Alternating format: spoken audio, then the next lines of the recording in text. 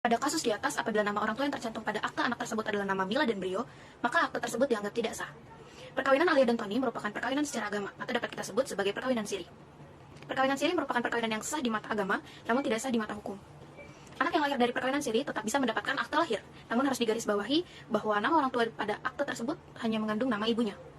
Namun sesuai dengan Permendagri nomor 9 tahun 2016, saat ini akta kelahiran anak hasil perkawinan siri dapat mencantumkan nama ayahnya. Sehingga dapat disimpulkan, akta kelahiran anak Alia dan Tony dapat dikatakan sah jika nama orang tua yang tercantum adalah nama Alia dan Tony. Jika melihat persoalan di atas, kita bisa mengetahui bahwa Alia dan Tony ini melakukan pernikahan secara siri. Dan pernikahan siri ini bisa membawa dampak terhadap status kelahiran anak mereka. Sebab berdasarkan hasil keputusan Mahkamah Konstitusi nomor 46, hal ini dapat berdampak kepada status kedudukan anak mereka, yaitu sebagai anak dari hasil pernikahan siri. Serta di mata hukum, status kelahiran anak mereka akan sama saja seperti anak di luar nikah. Hal ini sesuai dengan pasal 43 ayat 1 yang menyebutkan anak yang dilahirkan di luar perkawinan hanya mempunyai hubungan perdata ibunya dan keluarga ibunya saja.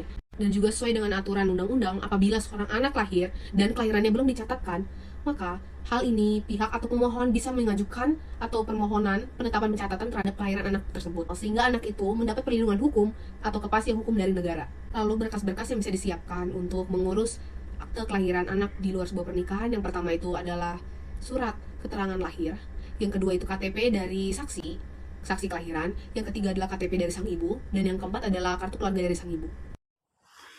Meninggal pada waktu yang telah lampau, kadang-kadang pelaporan kematian tidak bisa langsung dilakukan. Jika hal ini terjadi, Alia sebagai ahli waris tetap dapat membuat surat pernyataan kematian yang mencakup keterangan waktu dan tempat kematian Ibu Alia. Surat pernyataan tersebut haruslah diperkuat dengan adanya materai. Untuk mengurus surat keterangan kematian kerabat yang telah lama meninggal, Alia perlu mempersiapkan beberapa berkas persyaratan, mulai dari fotokopi identitas Alia sebagai pelapor, fotokopi kartu keluarga, dan kartu identitas dari saksi.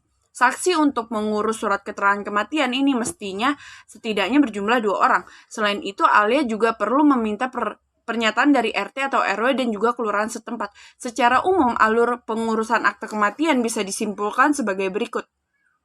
Pertama, meminta surat pengantar kepada ketua RT setempat. Kedua, meminta pengesahan surat pengantar dari RT untuk ditandatangani oleh ketua RW. Ketiga, membawa berkas sesuai persyaratan yang dibutuhkan di kelurahan dan mendapatkan surat kematian. Keempat, membawa berkas sesuai persyaratan dan juga surat kematian dari kelurahan untuk ditandatangani oleh pihak kecamatan. Yang kelima, membawa berkas-berkas surat sesuai persyaratan dan surat kematian yang telah ditandatangani untuk diproses oleh Disduk Capil. Assalamualaikum warahmatullahi wabarakatuh. Di sini saya mencoba menjawab pertanyaan nomor 1 bagian B. Surat keterangan adalah surat yang menerangkan tentang terjadinya suatu peristiwa hukum yang mana peristiwa tersebut dicatatkan ke dalam akta. Surat keterangan juga bisa memberitahu bahwa seseorang atau kelompok pernah melakukan suatu peristiwa maupun sebaliknya.